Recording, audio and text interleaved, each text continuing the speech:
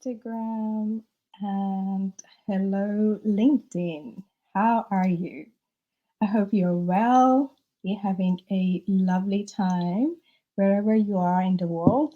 I'm coming to you from Belgium today. As you can see, this is not my usual place.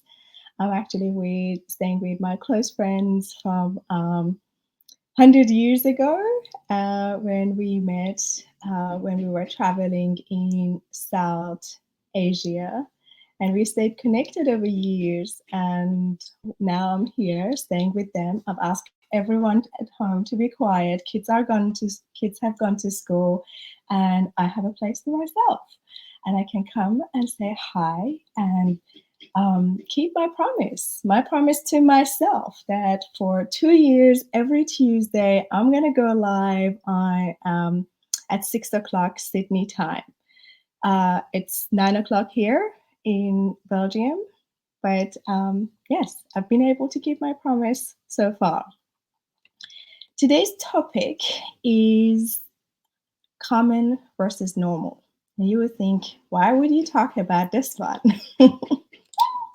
It's not a common topic. Of course, it's not. I'm going to talk about the difference in definition of these two, and as a leader, when it comes helpful to know what these two words are used, and they will help you a lot with decision makings. So we're going to go into details of them. Who is this conversation for? Senior managers that they want to get to higher profile roles. If you know, this is my passion topic. This is something that I work a lot with people that they are good at what they do, they are solid, they are experienced, and they want to now land higher profile roles. And when I say higher profile roles, I don't mean necessarily bigger pay. They could be projects or pieces or initiatives that they are bigger, and they are more sensitive, and they are more impactful.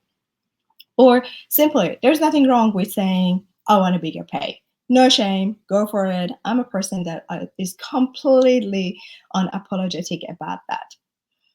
The second group that will benefit from understanding, making this distinction between common and normal, are seasoned professionals, that they are really experienced in the craft and their skill set. And now they want to go towards management roles. So far, they've been about the quality of what they deliver, and they've been really sharpening their skills. And you know that everyone knows they know, and everyone knows that they know their stuff. And now it's about stepping into more leadership and managerial roles and having other team members working with them so they can transfer their knowledge to them. This third group that would benefit from this conversation and knowing this distinction are senior leaders that are already in C-level positions, CEOs, CPOs, and I specifically talk about C-suite that they are not HR, they are not human resources, they are not people and culture, because those individuals, those professionals, they know a lot about this. I work mostly with CXOs that they are solid in, for example, data analytics, technology, finance, and they want to now add a layer of managing, stepping into leadership roles that are not so much about their craft and their specialty.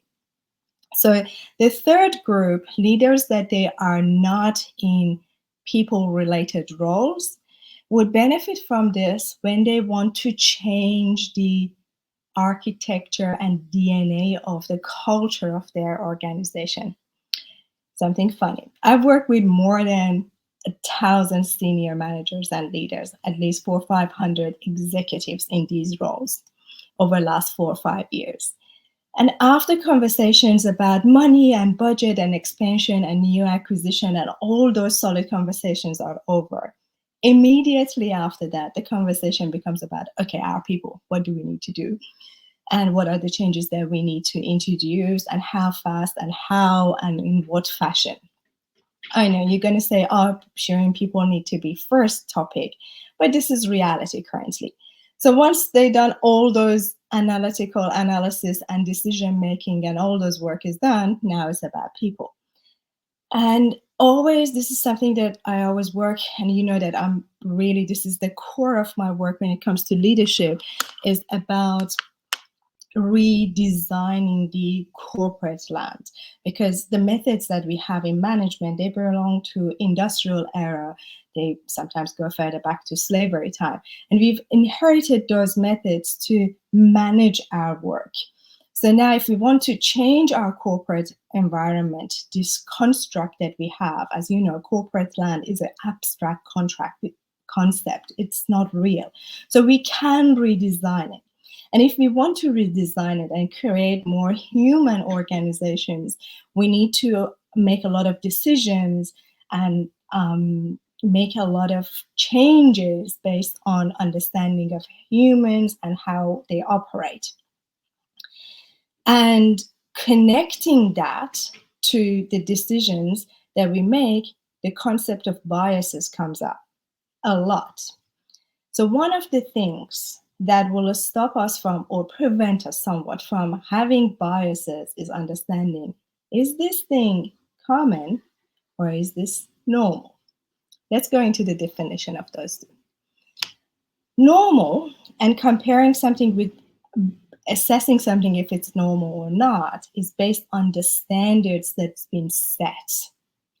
Doesn't matter where the standards coming, not topic of that conversation, but normal is based on a comparison of predefined standard. So you compare with that. If it's up to that level, yeah, it's normal. If it falls into that range, yes, it's normal. You see this one in blood test. If it's in a certain range, you're good. If it's not, probably something is off and we need to make adjustment into our diet or lifestyle or do something about it. So comparison with the standards, predefined standards, will give you normal. Common, on the other hand, is about frequency of something, all right?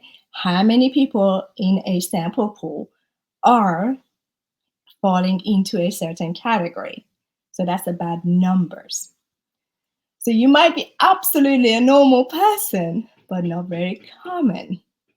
Or a person with certain characteristics is totally normal person, but it's not a very common type personality. Why is it important? 2 reasons. Firstly, when you are doing hiring or forming teams or re-architecting DNA of culture of your organization, we need to hire people. Or we need to start reinforcing and embedding new behaviors, new language in the organization. So knowing what is currently common in our organization and what is it that we want to change it to, that's the time that we start asking, okay, now we need to change something. We need to hire new people. We need to highlight and recognize certain behaviors that they are not so common in our organization, and we need to improve that and increase that. Let me give you an example because this will come to light a lot better with example. I was working in a consulting firm that had a very aggressive and to the point frank culture. It is a valuable trait for people to be able to simply and directly make their point. And this is coming from low context cultures, that they will say what they believe in a simple way and direct. However, the challenge was this was becoming aggressive and was not considering other aspects or all types of personalities that we had in our organization. And this needed to be changed because it somewhat was impacting our customers as well. Not directly, but they were observing how we interact with each other inside the organization.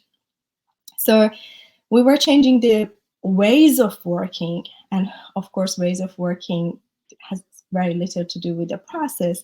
It's about people and how they operate in their systems. So one of the things that we needed to do is to find out what is really common here and what is it that we want to bring. And that's where I always start to bring the concept of what is the culture add versus the culture match. Because if you want to hire based on culture match, well, you will end up getting more.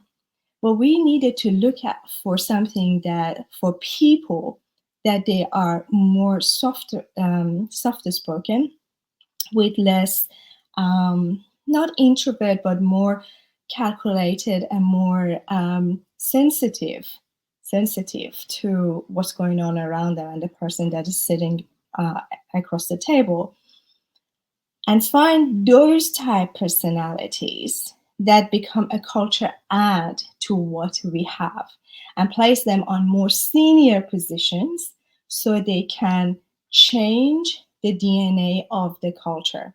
Because if we bring these people that they are normal, but they are not common in this organization, what we will do is, and we place them under those people that they had aggressive and frank and direct, we would never be able to change the DNA of organization. So throughout our interview, one of the things that we were worried is that, well, if we hire so and so, the team will eat them alive. That was true, because the teams that we had, they were solid in what they were doing, but they would just eat these guys alive. And that was the change that we introduced. And that was a conscious decision to bring people with different type of personality, that they are not very common here, to come in senior positions to change the culture of the organization. So you see, we had to work on one specific bias that we had, and we had to break what is common here, and then bring some people that they are normal, they still do the job, and they are solid in terms of their expertise, but there was something different that we were injecting into the organization. And we placed them in senior roles so they could embed the change. By naturally being in those positions. This is the first case of understanding what's common, what's normal. The other thing, another example that I briefly mentioned is that I was working in banks, and anytime that I was suggesting a new way of working, I mostly was hearing from people that but that's how we do things in the bank. Firstly, I'm quite sensitive to this sentence. The fact that we've been doing something for 100 years doesn't mean anything. We are in a position of changing it. This mentality that this bank or this institute has power over us itself is quite a dangerous one. But my point to them was, okay, so what I'm suggesting is not common. I get it. There are 50,000 people in this organization, and what I'm suggesting is not very common. But is that okay? So is it normal thing that I'm saying? Is it like feasible? Is it based on standards of management? Am I crazy, or is that no? What you're saying is right. It's just not common here. I'm like, okay, so let's change it. By separating normal or being up to certain standards or being logical versus being common, you'll be able to ease things into change. I know you can simply phrase things. I know it's not very common, but that's why we are here. We are the leaders of this organization, so we are in position to change what's currently there. And that would kind of help people to accept that they are doing something which is normal but not very common, so let's give it a try and go ahead. The second case of knowing the benefit of knowing, making this distinction between common and normal, is when it comes to self-leadership. And I use this one quite a lot, both for myself and for my clients. A lot of times when we want to do something, we are doing something that is new we haven't done it before, and a lot of people around us haven't done it before either. So it's not a common thing. But I am a normal person, and also doing this one is quite normal thing to do. It's not, it's not, it's not something really crazy. It's just uncommon. This knowing this for myself and helping my clients making certain decisions for their lives and for their professional lives is part of defining and redefining our leadership identity. It allows us to make certain decisions and do things that we probably haven't done so far. Because it's normal, but if you look at my track record, my history, it's not very common. But I can do it. I will do it. Look, I've done it. So then it becomes common, and then it becomes part of our identity as a leader. The work that I do in Executive Elevate program is one aspect of it is executive identity, leadership identity. And in that space, we work a lot on redefining ourselves. It's great to know ourselves. If you look at the leadership, all the tests and assessments, they will always talk about like Myers-Briggs. There are so many of them, Gallup, so many of them, that they will assess and analyze who you are. They're great, but not enough. After a certain point, I want to know, okay, well, how can I change this? Because the way we are currently is the cards that we've been dealt and a series of events throughout our life that brought us here. But I would like to be able to change a lot of things. And the work that I do is about redefining, reinventing, refining ourselves, our identity. And it's a very practical program because I believe theory is good, but not enough. So if you are interested in this work and want to go for higher profile role, higher impact role, I definitely invite you to book a leadership audit call. These calls are short, but they follow a certain method that they will basically give you clarity based on where you want to go and what are your milestones. They will give you clarity as what are your blockers, what are your opportunities, and what are your actions. If you know me, if you've ever worked with me, or if you've read my content on social media or ever, you would know I'm always about actions. If you take them or not is up to you, but I would never suggest a theory without saying, okay, what to do with it. Because once it goes from our brain to hands or our body, becomes part of us, and then we can decide, do we want to keep it or do we let it go and we have something else? So in leadership audit calls, you would get a clarity as where you want to go, what are your blockers, and what are your opportunities, and a set of actions. So they're quite powerful and they are very short as well.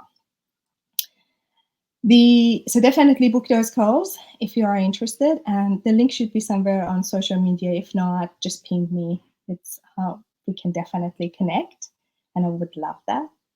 And I want to close this conversation by closing the loop and connecting all the points together. We started the conversation for knowing the difference between common and normal. Normal was something that was based on standards, predefined standards, and normally is based on a range and says something is acceptable or not. And common is based on frequency. Something might be normal, but it's not very common. So making the distinction has two benefits. One is managing and changing the environment that we have. Second one is for ourselves as the leaders of our life. And in my case, and in this context of this conversation, our professional life, our jobs, is about the ability to do things in a different way, though we haven't done that previously because it hasn't been really common for us. But it's totally normal. And that is self-leadership. And if you want to work more on that, we definitely going to book a call and we're going to explore what is related to your work and where you are in your career. And then we are going to close the call by saying, thank you so much for joining me. This conversation, common versus normal, is one of my favorite ones, and it comes up quite often. Just check this week, see how many times you would need this distinction. It's a fun one. Ask people, oh, is it common or normal? And you will see. It's not a very known distinction, but it's helpful. All right, my friend. Well, I'm in Belgium. It's an overcast day. However, I'm going to go out and see the beautiful city. And I will see you soon. Next Tuesday, same time, same place, somewhat in front of same laptop. And have a lovely, lovely day wherever you are. Bye.